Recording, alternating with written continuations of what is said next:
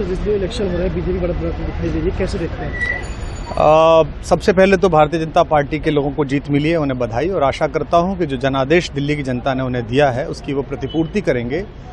और वे सब आम आदमी पार्टी के लाखों करोड़ों कार्यकर्ता जो अन्ना आंदोलन से आए, जिनके बहुत ही निश्चल, निष्पाप और बड़े भारत की राजनीति को बदलने के सपने की हत्या एक निर्लज्ज, नीच, मित्रहंता, आत्ममुग्ध और चरित्रहीन व्यक्ति ने की, उसके प्रति तो क्या संवेदना। दिल्ली को उससे मुक्ति मिली। और मैं ये जानता हूं कि अब जो आम आदमी पार्टी में लोग बच गए थे सत्ता के लोभ में, लालच में, पदों के लिए, उस पैसे के चक्कर में, वे सब भी अब वापस जाएंगे, लौटेंगे, कुछ अपने व्यवसायों में लौटेंगे, कुछ पार्टियों में चले जाएंगे।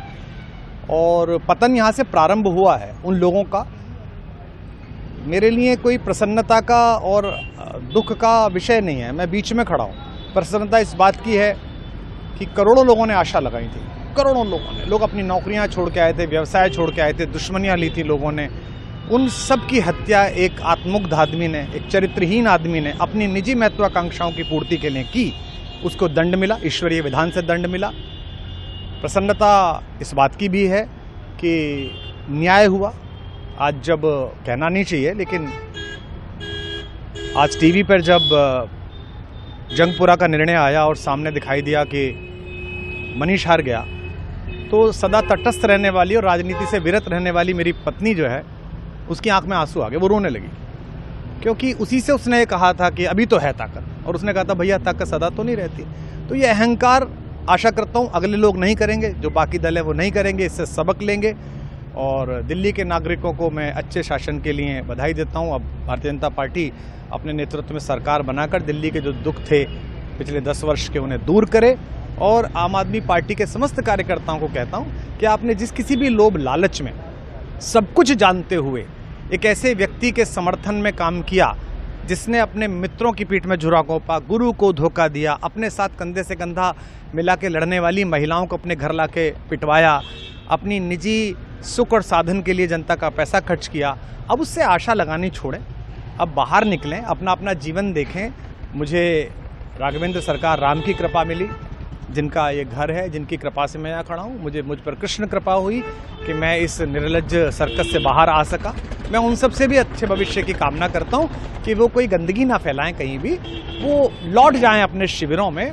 जिस तरह माधव को, कृष्ण को दूत देख कर भी भरी सभा में अट्टहास करने वाला दुर्योधन जो ये कहता था, सुचिग्रम नैव दास्यामि बिना युद्धे न केशवः, बिना युद्ध के 5 गांव भी नहीं दूंगा, आज वो अपनी सीटों के लिए तरस रहा है। और मुझे पता है कि इस दुर्योधन का अंत भी टूटी हुई जंघा के साथ बड़ा ही दारुण होगा, और भारतीय राजनीति एक कलंकित अध्याय के रूप में इस बौने दुर्योधन को और इसके दरबार के तमाम शकुनियों को याद करेगी। मैं उनकी मुक्ति की कामना करता हूं कि ईश्वर उन्हें इस दुख से बाहर निकाले, और समस्त लोगों को बधाई देता हूं कि चलिए अंततः न्याय हुआ।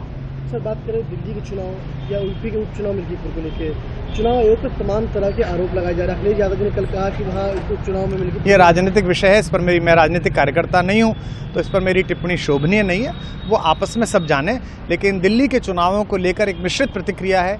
दुख है कि अन्ना आंदोलन से एक ऊर्जा जो पैदा हुई थी, जिससे देश में एक सकारात्मक बदलाव हो सकता था, एक वैकल्पिक राजनीति हो सकती थी, उसकी हत्या एक अहंकारी आदमी ने, एक आत्ममुग्ध और असुरक्षित आदमी ने कर दी।